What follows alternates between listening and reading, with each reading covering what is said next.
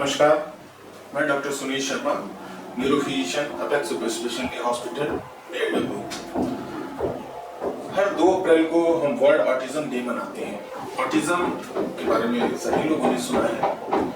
तो इस दिन का उद्देश्य होता है कि लोगों को ऑटिज्म के बारे में जागरूक किया जाए, ताकि वो ऑटिज्म से पीड़ित बच्चों को भी सामान्य बच्चों की तरह समझें और उनके बेहतर जीवन के लिए जो भी प्रयास हो सकते हैं वो करें। इसके लिए वर्ल्ड हेल्थ ऑर्गेनाइजेशन भी प्रयास करता है और समाज का प्रयास होना चाहिए कि न्यूरोडाइवर्सिटी को बढ़ावा दें और ऐसे मरीजों को जो भी मदद हो सके करें। ऑटिज्म एक लक्षण ना हो कि कई लक्षणों का समूह होता है और इस बीमारी को इसीलिए ऑटिस्टिक स्पेक्ट्रम डिसऑर्डर या ऑटिज्म स्पेक्ट्रम डिसऑर्डर कहते हैं। इसमें कई परेशानियां हो सकती हैं, जैसे दौरे भी आ सकते हैं, अटेंशन डेफिसिट हाइपरकिनेटिक डिजीज भी हो सकती है जिसमें बच्चा स्थिर नहीं रहता है, इधर-उधर भागता रहता है। ऑटिज्म का मेन प्रॉब्लम जो मरीजों में होता है ऑटिज्म के बच्चों में, इनकी सोशल कम्युनिकेशन स्किल उस तरह नहीं होती जैसे सामान्य दूसरे बच्चों के होते हैं। तो इनकी आपसी संवाद, सामाजिक संबंध इनको बनाने में दिक्कत होती है, जिसकी वजह से ये समाज में कभी-कभी कटे-कटे रहते हैं या शर्मीले स्वभाव के होते हैं, बहुत इंटरेक्ट नहीं करते एक दूसरे से। तो ये सब समस्याएं अगर किसी बच्चे में दिखें तो हमें जल्दी से जल्दी न्यूरोलॉजिस्ट से मिलना चाहिए, ताकि उसकी डायग्नोसिस हो सके और उससे जुड़ी समस्याओं की डायग्नोसिस हो सके और उसका समय से इलाज हो सके या जो भी बेहतर हो सकता है उसके लिए किया जाए। अगली diagnosis and treatment is important. मतलब अगर मरीज को जल्दी बीमारी के बारे में पता चल जाए तो उसका इलाज भी बेहतर तरीके से हो सकता है। अगर न्यूरोलॉजिस्ट से कंसल्ट करते हैं तो EEG, MRI और कुछ डायग्नोस्टिक टूल्स के माध्यम से उससे संबंधित बीमारियां पता चलेंगी और उसका इलाज होगा, जिसकी वजह से एक मरीज सामान्य जीवन जी सकता है।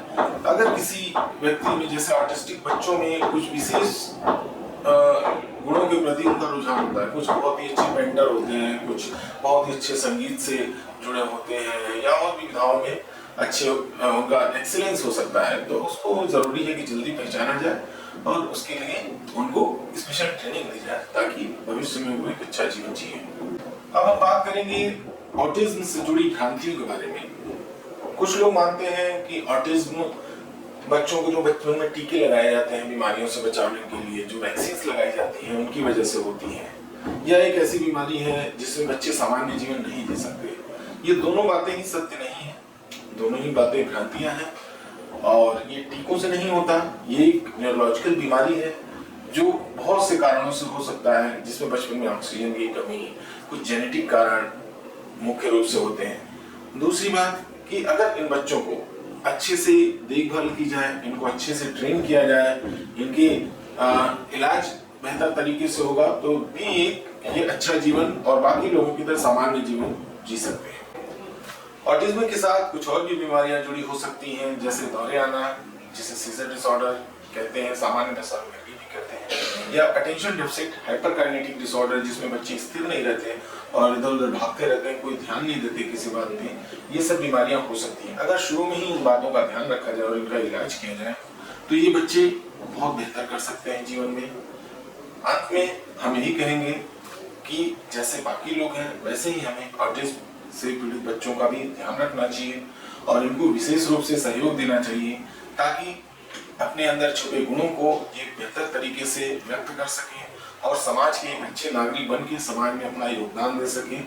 और एक समाज के नाते हमारा ये उद्देश्य है कि इन्हें बेहतर से बेहतर शिक्षा दी जाए और एक अच्छे समाज का निर्माण किया जाए। धन्यवाद।